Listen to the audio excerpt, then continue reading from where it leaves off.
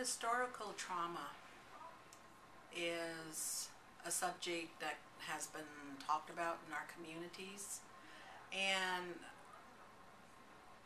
it's a term that not very many people understand and where the causes of it begin.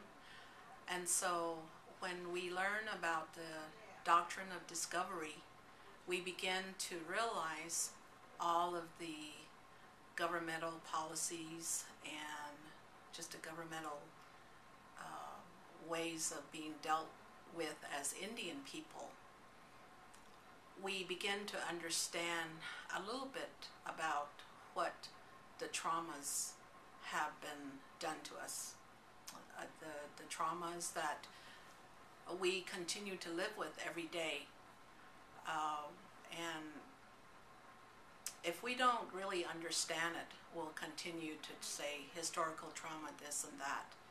But if we understand the foundations of it and how government and religious groups have really imposed their values upon us as a people, I don't think we can turn around and say this is what we can do about it. So understanding the terms, understanding why that happened, will empower Native people to do something about it. To influence the policies is another whole area that needs to be given as an educational tool to our people. So the more informed our people are, the better understanding they have of historical trauma. And this morning we went through the timeline, the chronological timeline of the federal policies from 1452 all the way to here.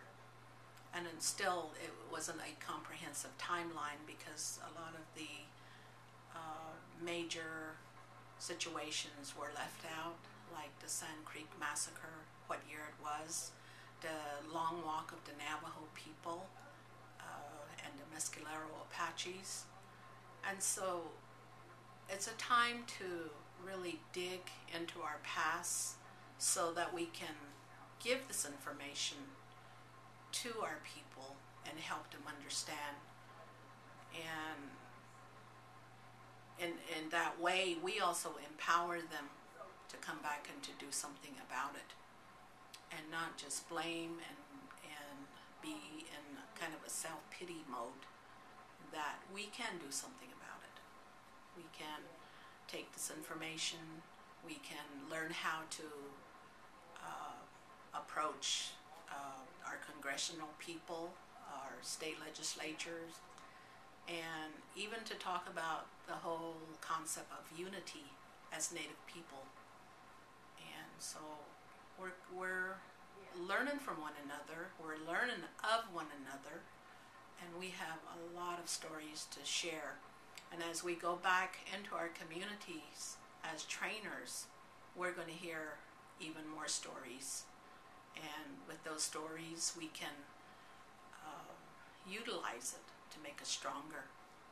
And so that's why we talk about historical trauma and really get to the bottom of how it started, where it came from, and what it's done to us, and how we can turn it around and make it work in a more positive way for our people. And that's through their understanding of the term historical trauma.